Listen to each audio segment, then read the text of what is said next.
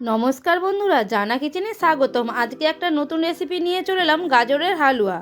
কিভাবে বাড়িতে খুব সহজেই গাজরের হালুয়া বানাবে সেটাই আজকে দেখাবো। এই শীতে খুব গাজর পাওয়া যাচ্ছে ভালো, তাই আজ ভাবলাম গাজরের হালুয়া বানিয়ে দেখাই। প্রথমে গাজরগুলো ধুয়ে নিয়েছি, নিয়ে গাজরগুলো এরমভাবে ছিলে নিলাম, একটু এর গাটা একটু ছিলে ছিলে নিলাম, আর মুখগুলো একটু কেটে নেব। সব গাজরগুলোই ছেলা হয়ে গেছে।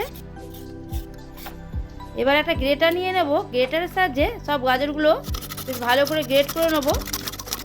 আপনারা বটি দিয়ে কুচাতেও পারেন, কিন্তু একটু সরু সরু করে কুচিয়ে নিলে সেদ্ধটা তাহলে ভালো তাড়াতাড়ি হয়ে যাবে। আর গ্রেটারের সাহায্যে করলে যে সরু সরু মিহি মিহি করে এই ইয়েগুলো হবে, গ্রেটগুলো খুব সুন্দর হয়েছে। দেখুন কতগুলো হয়ে গেছে, একদম গাজর সব গ্রেট করে নিলাম।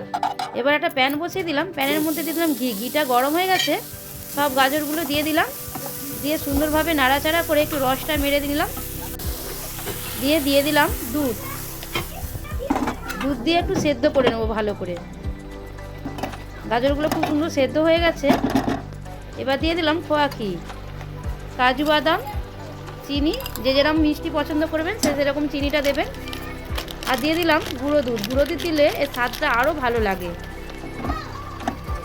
দিয়ে ভালো করে নাড়াচাড়া করে নিলাম, সুন্দরভাবে নাড়াচাড়া করে একটু শুকিয়ে নিতে হবে ভালো করে। শুকনো শুকনো হয়ে গেছে। এবার দিয়ে দিলাম এলাচ গুঁড়ো, দিয়ে নামিয়ে নিলাম, একটু নাড়াচাড়া করে নামিয়ে নিলাম। আমার গাজরের হালুয়া রেডি। বন্ধুরা যদি ভালো লেগে থাকে, লাইক, কমেন্ট, শেয়ার, সাবস্ক্রাইব করে দেবেন। নমস্কার বন্ধুরা।